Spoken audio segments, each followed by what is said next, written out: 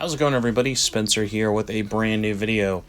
Today we are talking all about Raidou Remastered, and while I wish I had better news, and I am still very excited about this game, the last week has not been good news for old Raidou Kuzunoha. Unfortunately, this week we had a lot of news regarding Nintendo Switch pre-orders, ranging from the system going live, games, more information about physical cartridges, and that is why we are here today. So Sega and Atlus West, as well as a ton of other publishers all over the world, put up a bunch of new pre-orders for Switch 2 games, and one of those is Raidou Remastered. At first, we only had information from Japan, and the Japanese box art was one of our biggest fears coming true, that the game was going to be a game key cartridge. Now, before I get into what the heck is a game key cartridge, the news shortly followed up and was confirmed for worldwide versions as well. All physical Switch 2 copies of Raidou Remastered will be on a game key card. So if you don't know what a game key card or game key cartridge is, it's the same thing as a normal physical Nintendo Switch game or a Nintendo Switch 2 game, still the same red cartridge. The only difference is there's no actual game on the cartridge at all. Now, there are actual Nintendo Switch games like Mario Kart World that are completely physically on the cart, no downloads needed outside of, I'm sure, future patches or anything like that. But an unfortunate trend we've seen is that with the introduction of the game key card, is that almost, I would say, 9 out of 10 publishers, if not even a higher percentage, are using the cheaper game key cartridges because you don't have to actually have any memory on the cartridge, as opposed to putting everything on there, getting a higher capacity card, and then just have everything be downloaded to the person's system. So for the game key cartridge, you put it into your system. It's not tied to your account, but it does let you download the full game, only requiring the cartridge there as a key. Now, this does still let you own a physical case, have the cartridge, sell it off if you'd like, trade it to a friend, stuff like that. It's definitely a lot better than just a download code in a box. But the problem is this disturbing trend we've seen with so many publishers relying on the cheaper game key cartridge, almost ignoring the fact of why are people buying physical to begin with, because we want as much of that game, and in most cases we want the full game on the disc, on the cartridge, ready to play at a moment's notice. The last thing you want to do when you get a new game is have to do a full download of it, when it could just as easily be read from the full cartridge like every other Nintendo Switch game has been doing since 2017. And the really unfortunate thing about this, especially for Atlus themselves, is they have such a huge fan base and have always been such a vocal fan base for physical media. Whenever Atlus games are announced or ever released digitally only, like Ultimax in the West, or Persona 3 Portable or Golden, when those finally came to consoles and PC, people are always expecting, or at the very least would like, a physical option available. And it's so depressing to see not only so many publishers lean into this trying to make it the norm, but the fact that we're looking at other publishers who are actually putting their games on Switch 2 cartridges, like CD Projekt Red with Cyberpunk and Marvelous with their games coming out. It shouldn't be us celebrating these publishers for just doing what most of us thought was the bare minimum for so long, when it is really just them saving a couple of dollars here or there in a day and age where games are getting more expensive and everyone has to kind of pinch their pennies a little bit harder.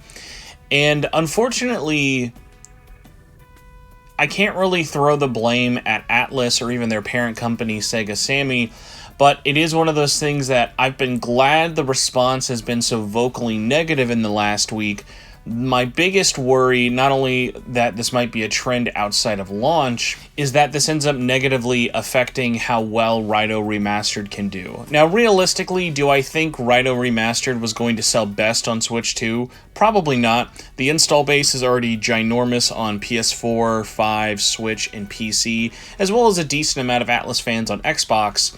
But with the Nintendo Switch 2 coming out so close to Raidou Remastered, it's really a shame because this could have been a great boon. Atlus has never supported new hardware this quickly before, let alone in the same launch month, where it's really in that launch window where people buy more games than they normally would because, hey, I've got this new system.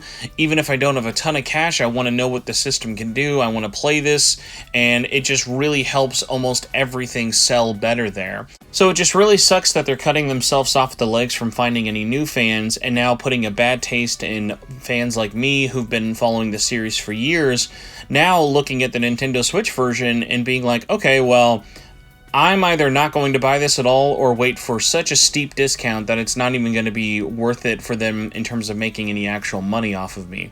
Sega and Atlus games have not been shy of going on sale very, very quickly, and I'd be shocked if that changes for Switch 2.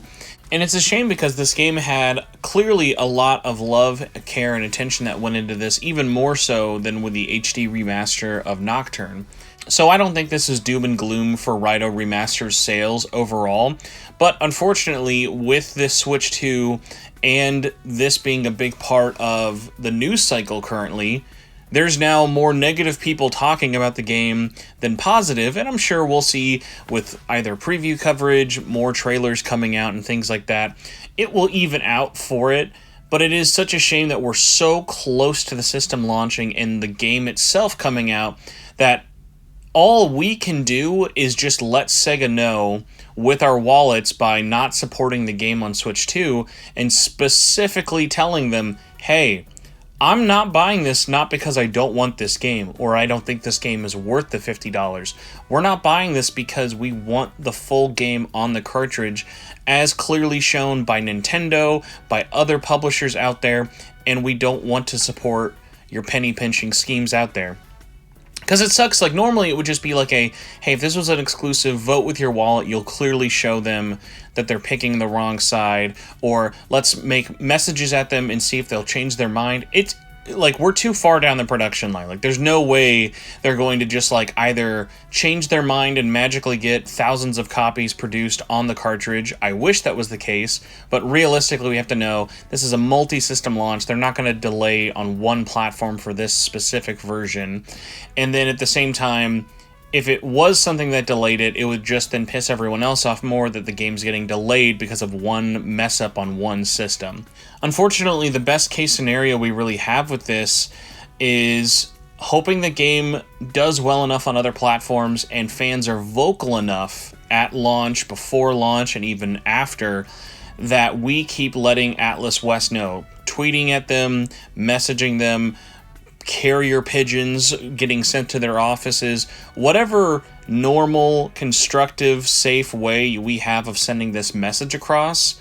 Like, hey, Atlus, you love surveys. Where's the survey if we want to actually buy Nintendo Switch 2 game key cards? You'll get a lot of answers there, I'm very sure. So unfortunately, the best case scenario I kind of want to end the video on is if we can get the message across to them, they have the ability to print these games on their own. And even if they don't think it's worth it, unfortunately, people might not love this idea, but I think on one hand, you could even go something like, let's look at the limited run version of Raidou, and assuming we ever get news about that collector's edition anytime soon, I'm sure people would hate it if the full game was on the cart only through limited run, but that would be a version that would be fully on the cart that people could support, that would send a message to them compared to the normal retail version. Now, I think an option people would probably like a lot more and is hopefully a little bit more realistic is other companies like Video Games Plus reaching out to Atlus and saying, hey, we want to reprint Raidou Remastered on the Switch 2, fully on the cart. Can we work with you to make this happen? We'll have this many thousands of copies that we're willing to put down. People have clearly shown interest that they want this game. They want it physically. They want it on the cartridge. They don't want a game key cart. And if they're open to that, and I'm really hoping that that's a case, then we'll be able to have that game exist and not just kind of be stuck as this weird half-assed physical version. But that's enough me rambling. Let me know, what do you think? Did Atlus kill the hype with the game key cartridges? By the way, it's not just Atlus. So many other publishers are doing this. Puyo Puyo Tetris, for God's sakes, is getting a game key cart. That game is, by the way, very, very small on all platforms for a download size. So it's a bummer. Square Enix is doing it. so many other publishers are trying to make this the norm. We need to let them know we don't want this to be the norm.